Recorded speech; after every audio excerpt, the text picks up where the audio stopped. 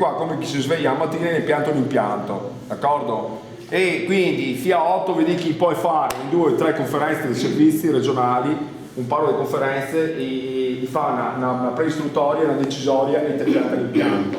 Quindi bisogna arrivare a fare una diffida generale sulla base dei COT, carbonio organico totale, perché cosa che hai fatto? L'unica tira via la parte metallifera dalle emissioni, e adesso dopo lo spiegherà Mauro, che è specialista su questa roba qua, e che ha fatto questa situazione, che ha creato questa situazione, d'accordo?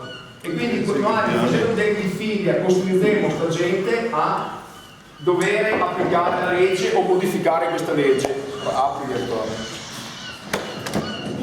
Quello sta aperto, non è che è non che più, è aperto.